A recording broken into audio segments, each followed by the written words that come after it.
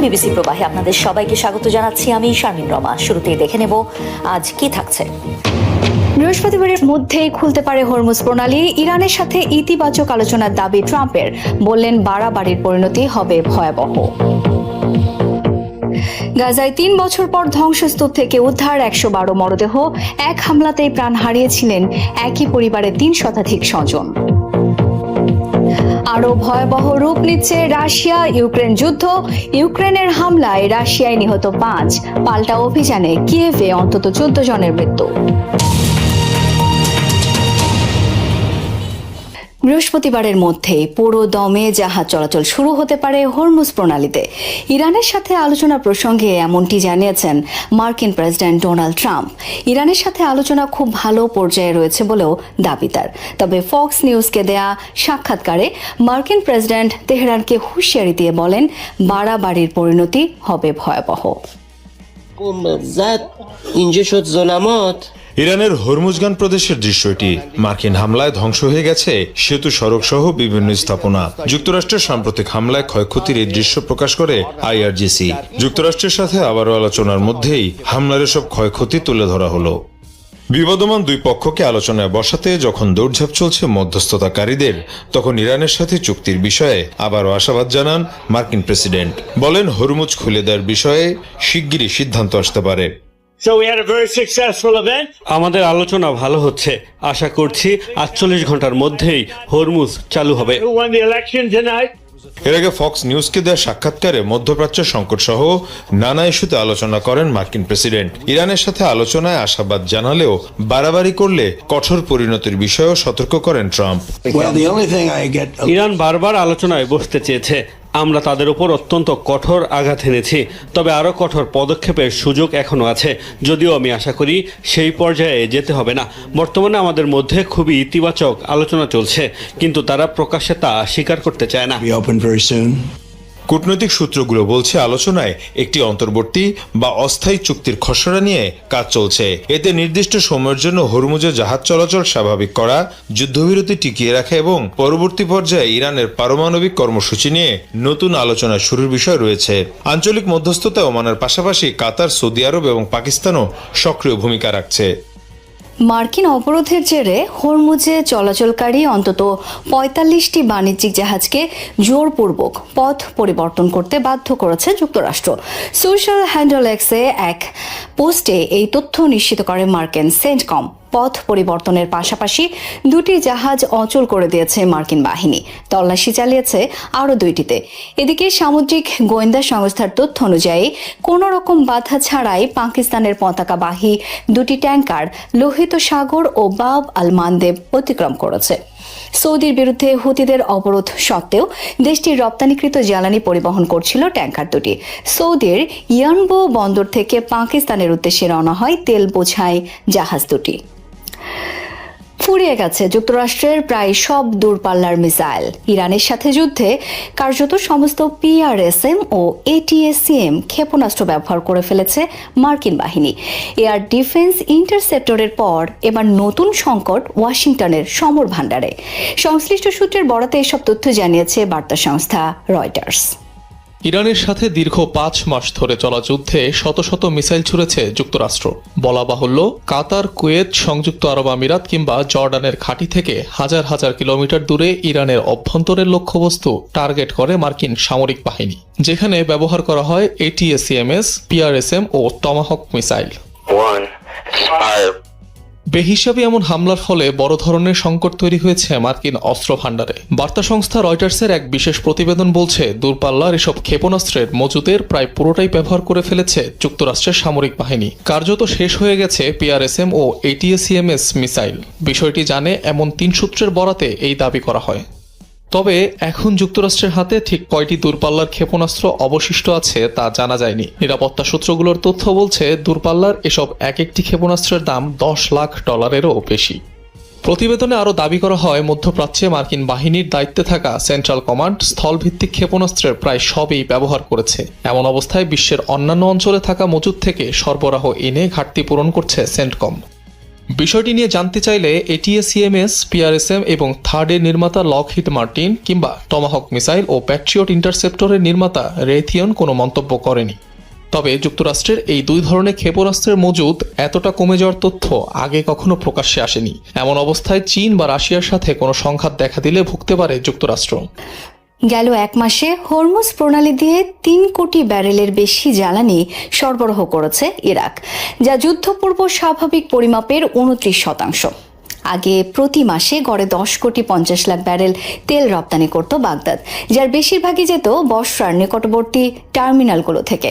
Hormuz ছাড়াও Iraq তুরস্ক পাইপলাইনের মাধ্যমে সরবরাহ হয়েছে আরও 70 লাখ ব্যারেল তেল রপ্তানি। এছাড়াও সিরিয়ার সাথে কিরকুক বানিয়াস পাইপলাইন নির্মাণের পরিকল্পনাও পর্যালোচনা করছে ইরাক। ইয়েমেনের পশ্চিম উপকূলের কাছে লোহিত সাগরে ক্ষেপণাস্ত্র হামলায় ডুবে গেছে ভারতীয় পতাকাবাহী একটি জাহাজ। মঙ্গলবার হয়েছে এই ঘটনা। জাহাজের 14 নাবিককে জীবিত উদ্ধার হয়েছে ইয়েমেনের নিরাপত্তা বাহিনী। তাদের মধ্যে 13 জন ভারতীয় এবং 1 জন ইয়েমেনের নাগরিক। এমএসভি ফাইজ নুরি ওলিয়া নামের জাহাজটি হুতি নিয়ন্ত্রিত বন্দরনগরী হোদেইদার প্রায় 13 নটিক্যাল মাইল দূরে হামলার শিকার হয়। ইয়েমেনের ন্যাশনাল রেজিস্ট্যান্স ফোর্স জানিয়েছে কোস্টগার্ড ও নৌবাহিনীর যৌথ অভিযানে নাবিকদের উদ্ধার করা হয়। হামলার জন্য হুতিদের দায়ী করেছে তারা, তবে এখনো দায় স্বীকার করেনি বিদ্রোহী গোষ্ঠীটি। এই ঘটনায় নিন্দা জানিয়েছে মোদি প্রশাসন। যুদ্ধবিধ্বস্ত গাজায় একসাথে উদ্ধার করা হয়েছে এক পরিবারের 112 ফিলিস্তিনি দেহাবশেষ। ইসরায়েলের নারকীয় হামলায় এসব হতভাগ্য ফিলিস্তিনিদের প্রাণ গিয়েছিল প্রায় 3 বছর আগে। পর্যাপ্ত উদ্ধার সরঞ্জাম না থাকায় এতদিন চাপা পড়েছিল ধ্বংসস্তূপের নিচে। মঙ্গলবার গণজানাজার পর একসাথে দাফন করা হয় তাদের। ফিলিস্তিনি পতাকায় মোড়ানো সারি সারি মরদেহ। গাজা সিটির সাবরা এলাকায় ইতিহাসের অন্যতম বৃহৎ গণজানাজা। প্রায় 3 বছর আগে ইসরায়েলি হামলায় ধ্বংস হয়েছিল গোটা একটি বংশ। একসাথে প্রাণ হারিয়েছিল আবু শ্রেয়া ও আল হুসাইনার বর্ধিত পরিবারের 3 শতাধিক স্বজন। হামলার এতদিন পর ভবনের ধ্বংসস্তূপ থেকে উদ্ধার করা হয়েছে 112 জনের মরদেহ। মঙ্গলবার একসাথে দাফন করা হয় মরদেহগুলো। 2023 সালের 22 নভেম্বরের সেই হামলার মুহূর্তেই পুরো পরিবারকে হারিয়েছিলেন লারা আবু শ্রেয়া। নিহত হন তার মা, 8 ভাই বোন, ভাতিজা ভাতিজি। স্বামী সন্তান নিয়ে তখন দক্ষিণ গাজায় ছিলেন লারা। পরিবারের বাকিরা ছিলেন বাড়িতে। হামলার খবর পেয়ে বারবার বোনকে ফোন করছিলেন, কিন্তু সাড়া মেলেনি। পরে জানতে পারেন পুরো ভবনটি ধসে সবাই ধ্বংসস্তূপের নিচে চাপা পড়েছেন। এখনো শোক কাটিয়ে উঠতে পারেনি লারা। চোখ বন্ধ করলেই ভেসে ওঠে মা, ভাই বোন, স্বজনদের মুখ। গণদাফনের আগের রাতে এক ফোঁটা ঘুমোতে পারেননি। নিজেকে প্রস্তুত করছিলেন প্রিয়জনদের শেষ বিদায় জানানোর জন্য। 3 বছর আগে আমাদের উপর ভয়াবহ হত্যাযজ্ঞ চালানো হয়। 300 জনের বেশি মানুষ নিহত হন। তাদের একমাত্র অপরাধ ছিল নিজেদের ঘরে নিরাপদ থাকার চেষ্টা করা। যুদ্ধ চলাকালে মরদেহ উদ্ধার সম্ভব হয়নি। 3 বছর ধরে স্বজনরা অপেক্ষা করছেন অন্তত প্রিয় মানুষটির কবরটুকু যেন দিতে পারেন। সম্প্রতি সীমিত সরঞ্জাম নিয়ে টানা 17 দিন অভিযানের পর ধ্বংসস্তূপ থেকে উদ্ধার করা হয় মরদেহগুলো। স্বর্ণালংকার, অস্ত্র পাচারের চিহ্ন, পোশাকের সূত্র ধরে শনাক্ত করা হয় তাদের পরিচয়। আজ মনে হলো যেন প্রথমবারের মতো তাদের হারালাম। এতদিন পরও এই বিদায় নতুন করে বুক ভেঙে দিল।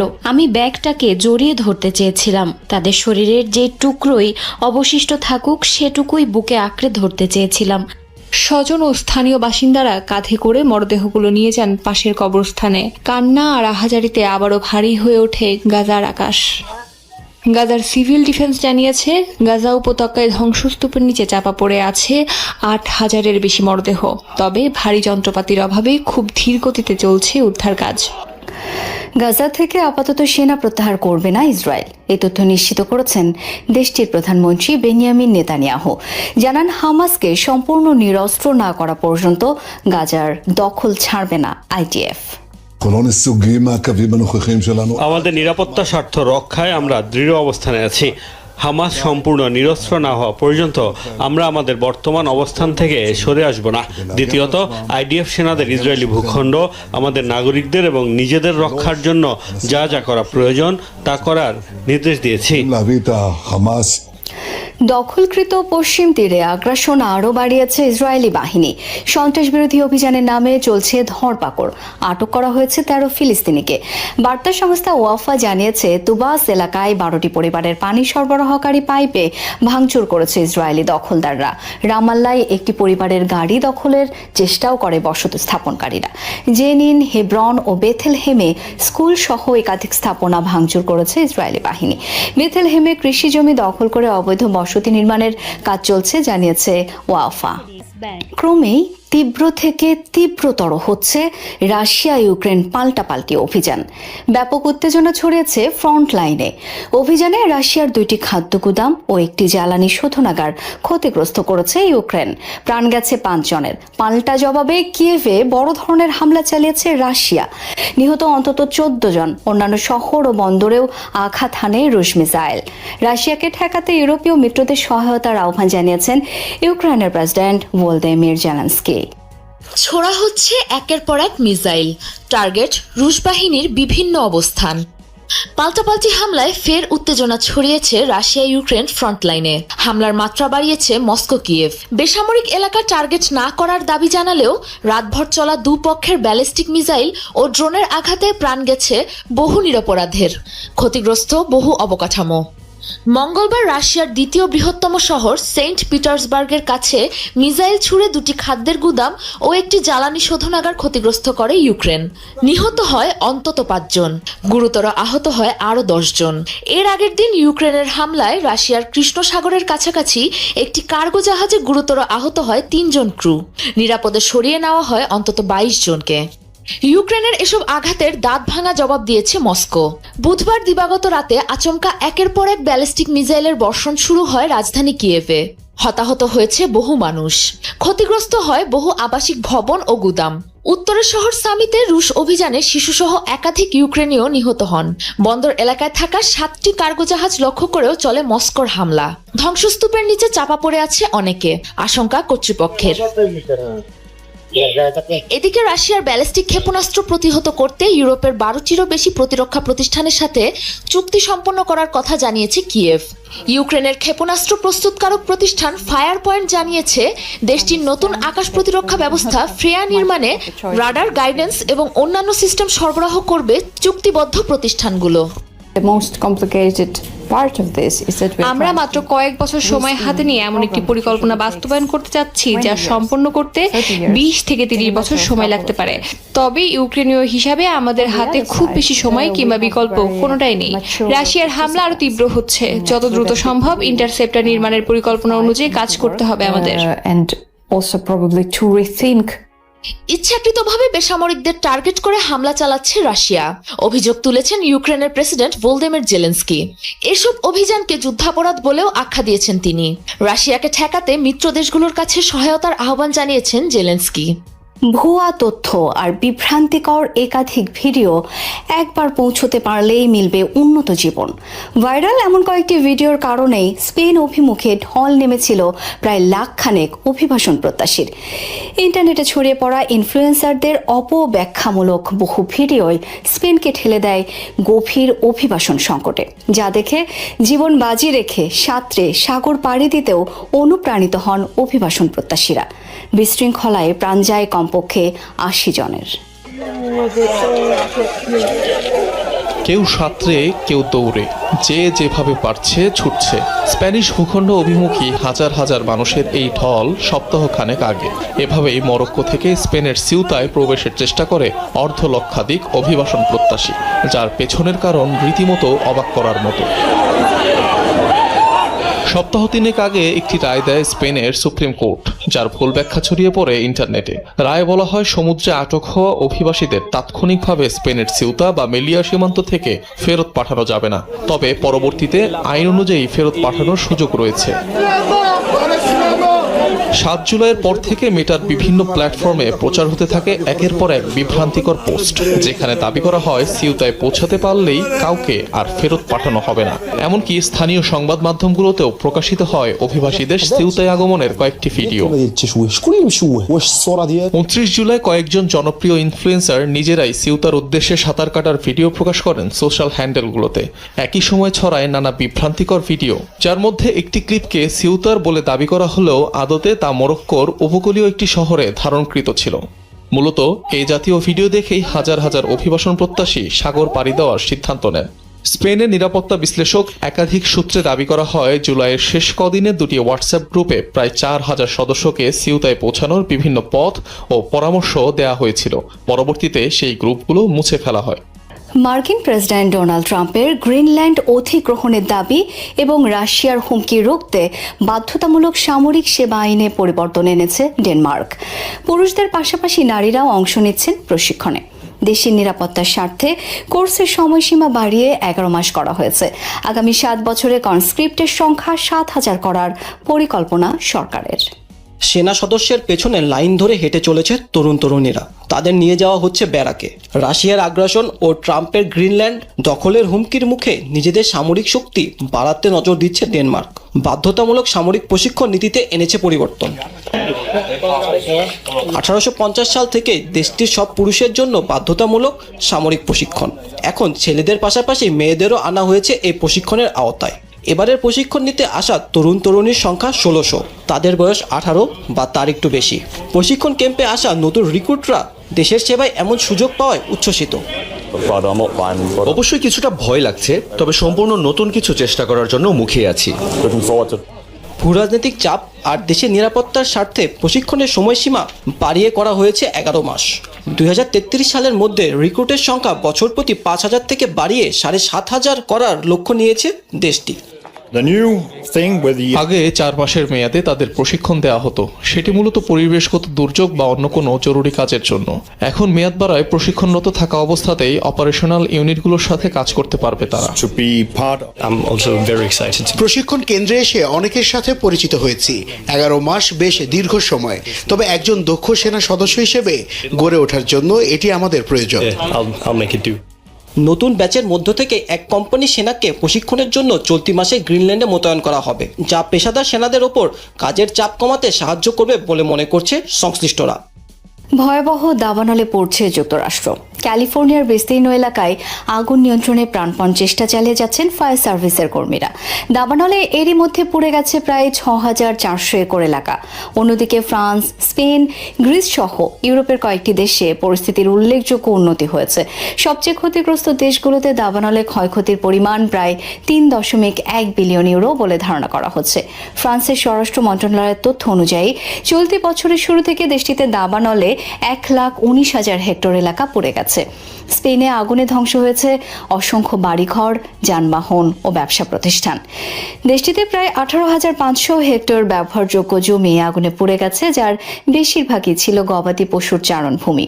এদিকে গ্রিসের গণমাধ্যমের তথ্য বলছে, গত এক সপ্তাহে দেশটিতে দাবানলে 12,000 হেক্টরেরও বেশি বনভূমি ও কৃষি জমি পুড়ে গেছে। যুক্তরাষ্ট্রের লস অ্যাঞ্জেলেসের প্রেসিডেন্ট ডোনাল্ড ট্রাম্পের গলফ ক্লাবের কাছ থেকে অস্ত্রসহ এক ব্যক্তিকে আটক করেছে পুলিশ জানায় ওই ব্যক্তির নাম জিনিন জন টেল। গলফ কোর্সের চারপাশে তাকে সন্দেহজনকভাবে ঘুরতে, ভিডিও ও ছবি তুলতে দেখেন নিরাপত্তা কর্মকর্তারা। আটকের পর 38 বছর বয়সী ওই ব্যক্তির কাছ থেকে 16 রাউন্ড গুলি ও অবৈধ অ্যামুনিশন উদ্ধার করা হয়। জিজ্ঞাসাবাদে জানা যায় আরেকটি চুরির ঘটনায় তার জড়িত থাকার অভিযোগ রয়েছে। গলফ কোর্সের কাছাকাছি পার্ক করা তার গাড়িতে তল্লাশি চালিয়ে গুলি ভর্তি পিস্তল ও ম্যাগাজিন জব্দ করে পুলিশ। তার বাড়িতেও চলে অভিযান। উদ্ধার হয় প্ল্যাটফর্ম, রাইফেল, পিস্তল, বডি আর্মার, ম্যাগাজিন সহ প্রচুর গুলি। তার বিরুদ্ধে জোরালো তদন্ত চালিয়ে যাওয়ার কথা জানিয়েছে পুলিশ। ভারতের কেরালায় ভারী বর্ষণ ও বন্যায় মৃতের সংখ্যা বেড়ে দাঁড়িয়েছে 20 জনে। বন্যা কবলিত এলাকা থেকে প্রায় 11,500 জনকে সরিয়ে ত্রাণ শিবিরে নেওয়া হয়েছে। রাজ্য জুড়ে উদ্ধার ও ত্রাণ কার্যক্রম অব্যাহত রয়েছে। বন্যায় চরম দুর্ভোগে দিন কাটাচ্ছেন ক্ষতিগ্রস্তরা। ক্ষতিগ্রস্ত এলাকা ও ত্রাণ শিবির পরিদর্শন করেছেন কেরালার মুখ্যমন্ত্রী VD সতীশান। অন্যদিকে আসামের বন্যা পরিস্থিতির কিছুটা উন্নতি হয়েছে বলে জানিয়েছে প্রশাসন। সবচেয়ে ক্ষতিগ্রস্ত 23টি এলাকা ছাড়া বাকি অঞ্চলের পরিস্থিতি আগের আগের তুলনায় স্বাভাবিক হচ্ছে। এখন পর্যন্ত আসামে বন্যায় প্রাণ হারিয়েছেন 87 জন। ব্রাজিলের সাও পাওলোর একটি রাসায়নিক কারখানায় জোরালো বিস্ফোরণে ঘটেছে ভয়াবহ অগ্নিকাণ্ড। স্থানীয় গণমাধ্যম জানিয়েছে মঙ্গলবার শহরের মেট্রোপলিটন এলাকার একটি শহরে এই দুর্ঘটনা হয়। আশপাশের বেশ কিছু বাড়ি থেকে প্রায় 150 বাসিন্দাকে নিরাপদে সরিয়ে নেয় নিরাপত্তা বাহিনী। প্রায় 30টি ইউনিট নিয়ে আগুন নেভাতে তৎপর হয় ফায়ার সার্ভিস। এখন পর্যন্ত কোনো হতাহতের খবর মেলেনি। অগ্নিকাণ্ডের কারণ খতিয়ে দেখছে কর্তৃপক্ষ। বলিভিয়ার সান্তা ক্রুজে টানা 5 দিনের সহিংসতায় নিহত হয়েছে কমপক্ষে 9 জন। গত কয়েকদিনে রণক্ষেত্রে পরিণত হয় সীমান্তবর্তী শহর সান মাতিয়াসে। পরিস্থিতি নিয়ন্ত্রণে 2 শতাধিক পুলিশের পাশাপাশি সেনা মোতায়েন করা হয়েছে। সহিংসতার তদন্ত করতে গিয়ে এক পুলিশ কর্মকর্তাও নিহত হন। দেশটির স্বরাষ্ট্রমন্ত্রী জানান 2 শীর্ষ অপরাধী সংগঠনের মধ্যে মাদক বাণিজ্যের নিয়ন্ত্রণ নিয়ে বিবাদের জেরেই এই হত্যাকাণ্ড। গোয়েন্দা তথ্য বিনিময় এবং দ্বিপক্ষীয় নিরাপত্তা সহযোগিতা বাড়াতে বলিভিয়ায় ফেডারেল পুলিশের একটি কার্যালয় খুলবে বলে জানিয়েছে ব্রাজিল। জাতিসংঘের তথ্য অনুযায়ী বিশ্বের 3য় বৃহত্তম কোকেন উৎপাদনকারী দেশ বলিভিয়া। যুদ্ধের রণক্ষেত্র এখন আর কেবল মাটি, আকাশ কিংবা সমুদ্রে সীমাবদ্ধ নেই। মধ্যপ্রাচ্যে ইরান ও যুক্তরাষ্ট্রের মধ্যকার চলমান সংঘাত এবার ছড়িয়ে পড়েছে ডিজিটাল বিশ্বের সবচেয়ে সংবেদনশীল জায়গায়, এআই ডেটা সেন্টারে। বিশ্ব অর্থনীতির ভবিষ্যৎ নিয়ন্ত্রণকারী এই কৃত্রিম বুদ্ধিমত্তার ডেটা সেন্টারগুলো এখন সরাসরি ক্ষেপণাস্ত্র ও ড্রোন হামলার মুখোমুখি। 2026 সালে এসে প্রত্যক্ষ সামরিক হামলার এই ধরন বৈশ্বিক প্রযুক্তি খাত ও আন্তর্জাতিক রাজনীতিতে এক অভূতপূর্ব সংকট তৈরি করেছে। সামরিক শক্তিকে সরাসরি না ধাক্কিয়ে অর্থনৈতিক ও প্রযুক্তিগত ক্ষতির মাধ্যমে প্রতিহত করার যে নতুন কৌশল ইরান নিয়েছে, তা মূলত উপসাগরীয় অঞ্চলে যুক্তরাষ্ট্রের বাণিজ্যিক ও সামরিক উপস্থিতিকে লক্ষ্যবস্তু করেছে। Islamic Revolutionary Guard Corps IRGC ইতোমধ্যে অ্যামাজন, গুগল, মাইক্রোসফট, এনভিডিয়া এবং পালান্টির মতো শীর্ষ প্রযুক্তি প্রতিষ্ঠানের 29টি ডেটা সেন্টারকে বৈধ সামরিক লক্ষ্যবস্তু হিসেবে চিহ্নিত করেছে। গত মাসে বাহরাইনে অ্যামাজন ওয়েব সার্ভিসেসের একটি কেন্দ্রে দ্বিতীয়বারের মতো ক্ষেপণাস্ত্র হামলা চালায় ইরান। অ্যামাজনের ক্লাউড সেবা মার্কিন সামরিক বাহিনীর গোয়েন্দা সংস্থাগুলো ব্যবহার করে। এই অজুহাতে ইরান তাদের এই হামলাকে আন্তর্জাতিক নিয়মে বৈধ দাবি করার চেষ্টা করেছে। ইউনিভার্সিটি অফ ক্যালিফোর্নিয়া বার্কলির পাবলিক পলিসির অধ্যাপক অ্যান্ড্রু রেডি এই সংকটের মূল জায়গাটি তুলে ধরেছেন। তিনি বলেন, ডেটা সেন্টারের গায়ে এটি লেখা থাকে না যে কোনটা সামরিক আর কোনটা সাধারণ বাণিজ্যিক। কোন ডেটা সেন্টারে একই সাথে সামরিক কৌশলগত তথ্য এবং সাধারণ ব্যবসায়িক তথ্য সংরক্ষিত থাকতে পারে। ফলে প্রতিপক্ষের কাছে এই বাণিজ্যিক অবকাঠামোগুলোকে একটি বড় আমেরিকান পতাকার মতোই মনে হয়। এই সংঘাতের ফলে চরম ঝুঁকিতে পড়েছে উপসাগরীয় দেশগুলোর ট্রিলিয়ন ডলারের এআই পরিকল্পনা। মার্কিন বিনিয়োগের শর্ত মেনে চীনা প্রযুক্তি বর্জন করে সৌদি আরব ও সংযুক্ত আরব আমিরাত বিশ্বের 3য় বৃহত্তম এআই হাব হিসেবে আত্মপ্রকাশ করতে চেয়েছিল। আমিরাতের ঐতিহাসিক স্টারগেট প্রকল্পের মাধ্যমে যৌথভাবে $50 কোটি বিশাল ডেটা সেন্টার তৈরির কাজ চলছিল। আরবিসি ক্যাপিটাল মার্কেটসের বৈশ্বিক কৌশলের প্রধান হেমিলা ক্রফটের মতে, যুক্তরাষ্ট্রের সাথে এই বিপুল বাণিজ্যিক চুক্তি অঞ্চলটিকে সরাসরি রাজনৈতিক বলয়ে নিয়ে এসেছে, যার ফলে তাদের প্রযুক্তি সম্পদগুলো ইরানি হামলার সরাসরি লক্ষ্যবস্তুতে পরিণত হয়েছে। হেলিমা ক্রফট সতর্ক করে বলেন, এ জাতীয় আক্রমণ বিনিয়োগের আস্থা ভেঙে দিচ্ছে এবং একই সাথে স্পষ্ট করছে যে বিশ্ব কূটনীতি ও যুদ্ধে এই প্রযুক্তি প্রতিষ্ঠানগুলোর ভূমিকা কতটা গভীরে। প্রযুক্তি ও সামরিক বিশেষজ্ঞরা বলছেন, সাধারণত ডেটা সেন্টারগুলো ভেতরে দামি যন্ত্রপাতি রাখা সাধারণ গুদাম ঘরের মতো। কোনো সাধারণ ভবনের ছাদে যদি বোমার আঘাত আসে, তবে তা রক্ষা করার বাস্তবমুখী কোনো উপায় থাকে না। ফলে কোম্পানিগুলো তথ্যের সুরক্ষায় বিকল্প ব্যাকআপ ব্যবস্থা গড়ে তুললেও ভৌত অবকাঠামো ধ্বংসের ঝুঁকি থেকে মুক্তি মিলছে না। বীমা ব্রোকারেজ প্রতিষ্ঠান মার্শের মার্কিন প্রপার্টি ডিজিটাল ইনফ্রাস্ট্রাকচারের প্রধান জো মাসেক পরিস্থিতির ভয়াবহতা উল্লেখ করে জানান, এসব সাম্প্রতিক ঘটনার পর ক্লায়েন্টরা মধ্যপ্রাচ্যে নতুন করে শত শত কোটি ডলার বিনিয়োগে দ্বিধাদ্বন্দ্বে ভুগছেন এবং বীমা কোম্পানিগুলো এত বড় ঝুঁকি নিতে অস্বীকার করছে। মাইক্রোচিপ ও সরঞ্জামাদির আকাশচুম্বী মূল্যে এই সময়ে ডেটা সেন্টারগুলোর মতো স্পর্শকাতর অবকাঠামো নিরাপত্তাহীনতা পুরো বিশ্বের ডিজিটাল অর্থনীতিকে এক গভীর অনিশ্চয়তার মুখে ঠেলে দিচ্ছে। ভূরাজনীতিতে চিরস্থায়ী বন্ধু বা শত্রু বলে কিছু নেই। একসময় যে যুক্তরাষ্ট্র জাপানে পারমাণবিক বোমা ফেলেছিল, সময়ের আবর্তে তারাই এখন একে অন্যের পরম বন্ধু। অন্যদিকে শত্রু হিসেবে দীর্ঘদিন ধরেই পরিচিত চীন নিজেদের শক্তি বাড়াচ্ছে। ভূরাজনীতির উত্তপ্ত এই সময়ে তাই হাত গুটিয়ে বসে থাকার সুযোগ নেই জাপানের। বিষয়টি অনুধাবন করেছেন দেশটির প্রথম নারী প্রধানমন্ত্রী সানাই তাকাইচি। জোর দিয়েছেন টোকিওর প্রতিরক্ষা সক্ষমতা জোরদারে। তাকাইচির নেতৃত্বে দ্বিতীয় বিশ্বযুদ্ধের পর প্রথমবারের মতো প্রতিরক্ষা খাতে এতটা নজর দিয়েছে জাপান। প্রণয়ন করেছে নতুন প্রতিরক্ষা শ্বেতপত্র, যেখানে চীনকে সবচেয়ে বড় কৌশলগত চ্যালেঞ্জ হিসেবে উল্লেখ করা হয়েছে। জাপানের শ্বেতপত্র প্রতি বছর প্রকাশিত হলেও এবারের শ্বেতপত্রটি ছিল একেবারেই ভিন্ন, যেখানে চীন, রাশিয়া ও উত্তর কোরিয়া থেকে আসা নিরাপত্তা হুমকি মূল্যায়ন করা হয়। উন্নত প্রযুক্তির ব্যবহার বাড়ানোয় গুরুত্ব আরোপ করার পাশাপাশি প্রতিরক্ষা খাতে নতুন প্রযুক্তি উদ্ভাবনে স্টার্টআপ কোম্পানিকে অর্থায়ন করা এবং অস্ত্র তৈরিতে বেসামরিক ও বাণিজ্যিক খাতে ব্যবহৃত যন্ত্রাংশ আরও বেশি ব্যবহার করার ব্যাপারে নির্দেশনা দেওয়া হয়। বিশ্লেষকদের মতে জাপানের এমন কৌশলের পেছনে রয়েছে নিরাপত্তা উদ্বেগ। ফলে দেশটি প্রতিরক্ষা ব্যয় আরও বাড়ানোর পরিকল্পনা করছে, কারণ টোকিওর মূল লক্ষ্য তাইওয়ান ইস্যুতে চীনকে সামরিক পদক্ষেপ থেকে নিরুৎসাহিত করা। গত বছরই এ ব্যাপারে চীনকে সতর্কও করেছেন তাকাইচি। তখন তিনি বলেছিলেন, চীনের কোনো হামলায় জাপানের অস্তিত্ব হুমকিতে পড়লে সেলফ ডিফেন্স ফোর্স মোতায়েন করবে টোকিও। এদিকে প্রতিরক্ষা ব্যয় ইতোমধ্যেই জিডিপির 2% উন্নীত করেছে জাপান। তবে এই ব্যয় বাড়াতে কর বৃদ্ধি, সরকারি ব্যয় পুনর্বিন্যাস এবং অতিরিক্ত আয়ের উৎস ব্যবহার করতে হয়েছে দেশটিকে। তাই জনগণের অর্থনৈতিক সহায়তা ও বাড়তে থাকা সামরিক ব্যয়ের মধ্যে ভারসাম্য বজায় রাখা নিয়ে উদ্বেগ বাড়ছে। যদিও সরকারের দাবি প্রতিরক্ষা খাতে বিনিয়োগ ও অস্ত্র উৎপাদন দেশের অর্থনীতিকে শক্তিশালী করবে, ইতিবাচক প্রভাব ফেলবে সাধারণ মানুষের জীবনে। সবাইকে শুভকামনা জানিয়ে আমি শারমিন রমাজ এখানে বিদায় নিচ্ছি। ভালো থাকবেন।